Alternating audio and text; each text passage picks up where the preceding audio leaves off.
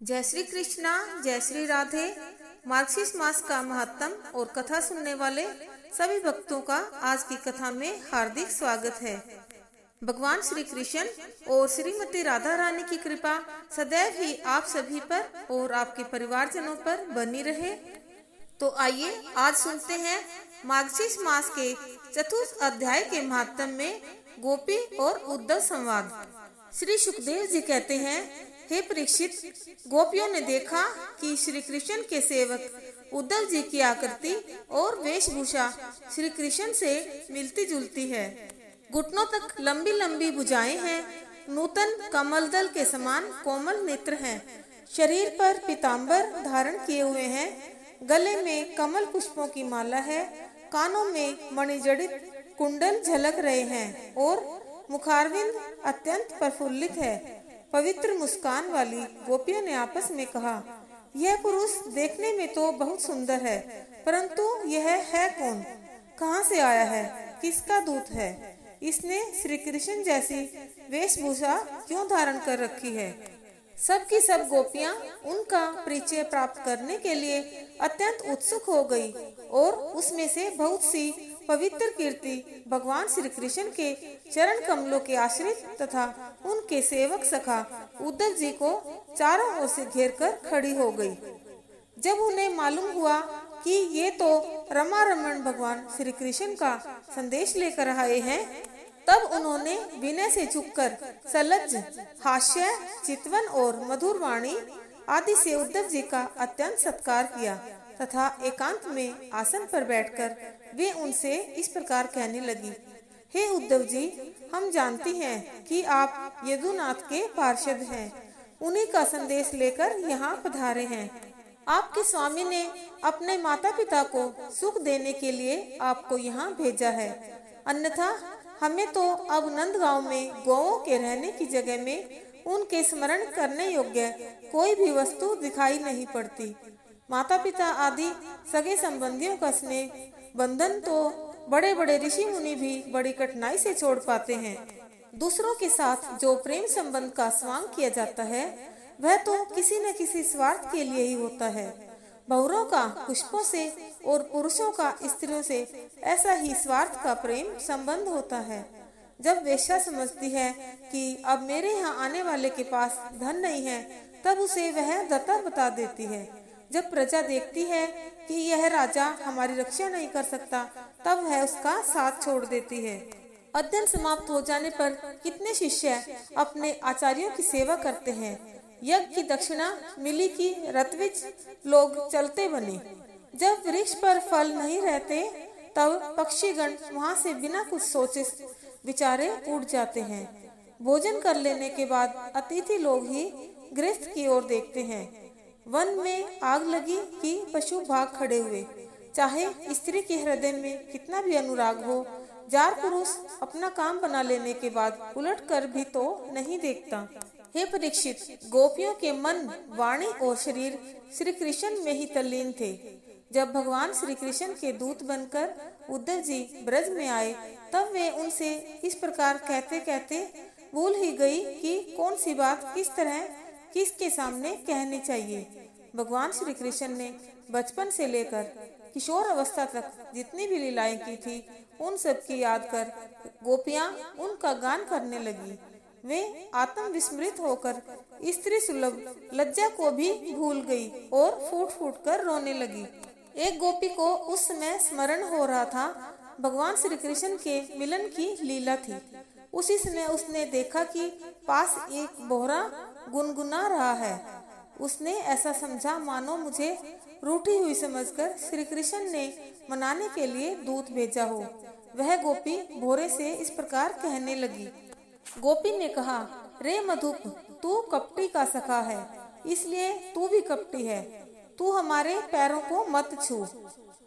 झूठे प्रणाम करके हमसे अनुनय विनय मत कर। हम देख रही हैं कि श्री कृष्ण की जो वनमाला हमारी सोतों के वक्षस्थल के स्पर्श से मसली हुई है, उसका पीला पीला कुमकुम तेरी मूछों पर भी लगा हुआ है। तू स्वयं भी तो किसी कुसुम से प्रेम नहीं करता, यहाँ से वहाँ उड़ा करता है। जैसे तेरे स्वामी वैसा ही तू है। मधुपति श्री कृष्ण मथुरा की माननीय नायिकाओं को मनाया करें। उनका वह कुमकुम रूप कृपा प्रसाद जो यदुवंशियों की सभा में उपहास करने योग्य है, अपने ही पास रखे। उसे तेरे द्वारा यहाँ भेजने की क्या आवश्यकता थी? जैसा तू काला है वैसे ही वे भी हैं। तू भी पुष्पों का रस लेकर उड़ जाता है, वैसे ही वे भी निकले। उन्होंने हमें केवल एक बार, हाँ ऐसा ही लगता है, केवल एक बार अपनी तनिक सी मोहिनी और परम मादक अधर सुधा पिलाई थी, और फिर हम भोली भाली गोपियों को छोड़कर वे यहाँ से चले गए। पता नहीं सुकुमारी लक्ष्मी उनके चरण कमलों की सेवा कैसे करती रहती हैं। अवश्य ही वे छैल छबीले श्री कृष्ण की चिकनी चुपड़ी बातों में आ गई होंगी। चितचोर ने उनका भी चित चुरा लिया होगा। अरे भ्रमर, हम वनवासिनी हैं, हमारे तो घर द्वार भी नहीं है। तू हम लोगों के सामने यदुवंश शिरोमणि श्री कृष्ण का बहुत सा गुणगान क्यों कर रहा है? यह सब भला हम लोगों को मनाने के लिए ही तो, परंतु नहीं नहीं, वे हमारे लिए कोई नए नहीं हैं, हमारे लिए जाने पहचाने बिल्कुल पुराने हैं। तेरी चापलूसी हमारे पास नहीं चलेगी। तू जा, यहाँ से चला जा, और जिनके साथ सदा विजय रहती है उन श्री कृष्ण की मधुर पूर्वासिनी सखियों के सामने जाकर उनका गुणगान कर। वे नई हैं, उनकी लीलाएं कम जानती हैं, और इस समय में उनकी प्यारी हैं। उनके हृदय की पीड़ा उन्होंने मिटा दी है। वे तेरी प्रार्थना स्वीकार करेंगी, तेरी चापलूसी से प्रसन्न होकर तुझे मुंह मांगी वस्तु देंगी। भोरे, वे हमारे लिए छटपटा रहे हैं, ऐसा तू क्यों कहता है?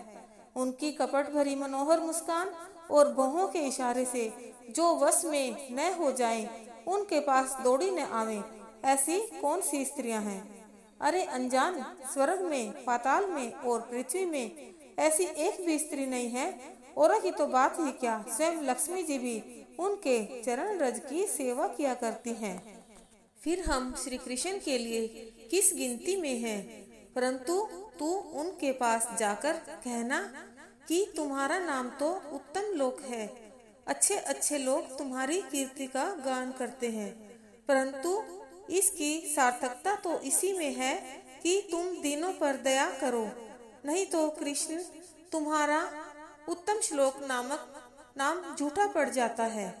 अरे मधुकर, देख, तू मेरे पैर पर सिर मत टेक। मैं जानती हूँ कि तू अनुनय विनय करने में, क्षमा याचना करने में बड़ा निपुण है। मालूम होता है तू श्री कृष्ण से यही सीख कर आया है कि रूठे हुए को मनाने के लिए दूत को, संदेश वाहक को कितनी चाटुकारिता करनी चाहिए। परंतु तू समझ ले कि यहाँ तेरी दाल नहीं गलने की। देख, हमने श्री कृष्ण के लिए ही अपने पति, पुत्र और दूसरे लोगों को छोड़ दिया, परंतु उनमें तनिक भी कृतज्ञता नहीं। वे ऐसे निर्मोही निकले कि हमें छोड़कर चलते बने। अब तू ही बता, ऐसे अकृतज्ञ के साथ हम क्या संधि करें? क्या तू अब भी कहता है कि उन पर विश्वास करना चाहिए? ए रे मधुप, जब वे राम बने थे तब उन्होंने कपिराज बाली को व्याघ्र के समान छिपकर बड़ी निर्दयता से मारा था। बेचारी शूर्पणखा कामवश उनके पास आई थी, परंतु उन्होंने अपनी स्त्री के वश होकर उस बेचारी के नाक कान काट लिए और इस प्रकार उसे कुरूप कर दिया। ब्राह्मण के घर वामन के रूप में जन्म लेकर उन्होंने क्या किया? बलि ने तो उनकी पूजा की, उनकी मुंह मांगी वस्तु दी, और उन्होंने उसकी पूजा ग्रहण करके भी उसे वरुणापास में बांधकर पाताल में डाल दिया। ठीक वैसे ही जैसे कौवा बलि खाकर भी बलि देने वाले को अपने अन्य साथियों के साथ मिलकर घेर लेता है और परेशान करता है। अच्छा, तो अब जाने दे, हमें श्री कृष्ण से क्या, किसी भी काली वस्तु के साथ मित्रता से कोई प्रयोजन नहीं है। परंतु यदि तू यह कहे कि जब ऐसा है तब तुम लोग उनकी चर्चा क्यों करती हो, तो भ्रमर, हम सच कहती हैं, एक बार जिसे उसका चस्का लग जाता है वह उसे छोड़ नहीं सकता। ऐसी दशा में हम चाहने पर भी उनकी चर्चा छोड़ नहीं सकती। श्री कृष्ण की लीला रूप कर्णामृत के एक एक कण का भी जो रसास्वादन कर लेता है, उसके राग द्वेष सुख दुख आदि द्वंद्व छूट जाते हैं। यहाँ तक कि बहुत से लोग तो अपनी दुख में दुख से सनी हुई घर गृहस्थी छोड़कर अकिंचन हो जाते हैं, अपने पास कुछ भी संग्रह परिग्रह नहीं रखते हैं और पक्षियों की तरह चुन चुन कर भीख मांगकर अपना पेट भरते हैं, दीन दुनिया से जाते रहते हैं, फिर भी श्री कृष्ण की लीला कथा छोड़ नहीं पाते। वास्तव में उसका रस उसका चस्का ऐसा ही है। यही दशा हमारी हो रही है। जैसे कृष्ण सार मृग की पत्नी भोली भाली हरिणिया व्याघ्र के सुमधुर गान का विश्वास कर लेती हैं और उसके जाल में फंसकर मारी जाती हैं, वैसे ही हम भोली भाली गोपियां भी उस छलिया कृष्ण की कपट भरी मीठी मीठी बातों में आकर उन्हें सत्य के समान मान बैठी हैं और उनके नख स्पर्श से होने वाली काम व्याधि का बार बार अनुभव करती रही।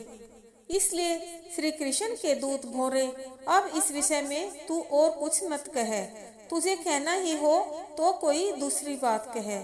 हमारे प्रियतम के प्यारे सखा, जान पड़ता है तुम एक बार उधर जाकर फिर लौट आए हो। अवश्य ही हमारे प्रियतम ने मनाने के लिए तुम्हें भेजा होगा। प्रिय भ्रमर, तुम सब प्रकार से हमारे माननीय हो। कहो तुम्हारी क्या इच्छा है, हमसे जो चाहो सो मांग लो। अच्छा तुम सच बताओ, क्या हमें वहाँ ले चलना चाहते हो? अजी उनके पास जाकर लौटना बड़ा कठिन है। हम तो उनके पास जा चुकी हैं, परंतु तुम हमें वहाँ ले जाकर करोगे क्या? प्यारे भ्रमर, उनके साथ साथ उनके वक्षस्थल पर तो उनकी प्यारी पत्नी लक्ष्मी जी सदा रहती है ना, तब हमारा वहाँ निर्वाह कैसे होगा? अच्छा हमारे प्रियतम के प्यारे दूत मधुकर, हमें यह बताओ कि आर्य पुत्र भगवान श्री कृष्ण गुरुकुल से लौटकर मधुपुरी में अब सुख से तो हैं। क्या वे कभी नंद बाबा, यशोदा रानी, यहाँ के घर सगे संबंधी और ग्वाल बालों की भी याद करते हैं? और क्या हम दासियों की भी कोई बात कभी चलाते हैं? प्यारे भ्रमर, हमें यह भी बतलाओ कि कभी वे अपनी अगर के समान दिव्य सुगंध से युक्त भुजा हमारे सिरों पर रखेंगे? क्या हमारे जीवन में कभी ऐसा शुभ अवसर भी आएगा? श्री सुखदेव जी कहते हैं, हे परीक्षित, गोपियां भगवान श्री कृष्ण के दर्शन के लिए अत्यंत उत्सुक लालायित हो रही थी, उनके लिए तड़प रही थी। उनकी बातें सुनकर उद्धव जी ने उन्हें उनके प्रियतम का संदेश सुनाकर सांत्वना देते हुए इस प्रकार कहा, अहो गोपियों, तुम कृतकृत्य हो, तुम्हारा जीवन सफल है। हे देवियों, तुम सारे संसार के लिए पूजनीय हो, क्योंकि तुम लोगों ने इस प्रकार भगवान श्री कृष्ण को अपना हृदय, अपना सर्वस्व समर्पित कर दिया है।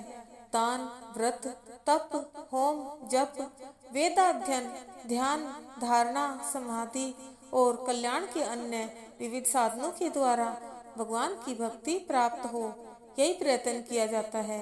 यह बड़े सौभाग्य की बात है कि तुम लोगों ने पवित्र कीर्ति भगवान श्री कृष्ण के प्रति वही सर्वोत्तम प्रेम भक्ति प्राप्त की है और उसी का आदर्श स्थापित किया है, जो बड़े बड़े ऋषि मुनियों के लिए भी अत्यंत दुर्लभ है। सचमुच यह कितने सौभाग्य की बात है कि तुमने अपने पुत्र, पति, देह, स्वजन और घरों को छोड़कर पुरुषोत्तम भगवान श्री कृष्ण को, जो सबके परम पति हैं, पति के रूप में वर्ण किया है।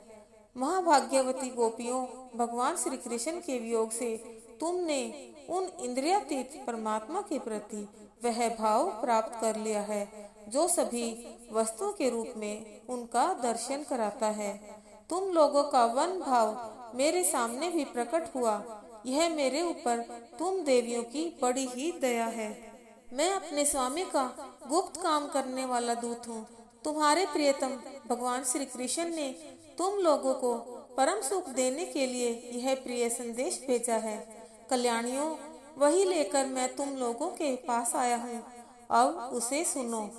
भगवान श्री कृष्ण ने कहा, मैं सबका उपादान कारण होने से सबका आत्मा हूँ, सब में अनुगत हूँ, इसलिए मुझसे कभी भी तुम्हारा वियोग नहीं हो सकता।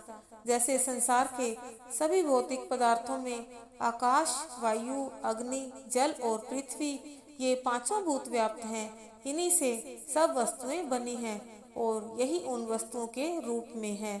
वैसे ही मैं मन, प्राण, पंचभूत, इंद्रिय और उनके विषयों का आश्रय हूँ।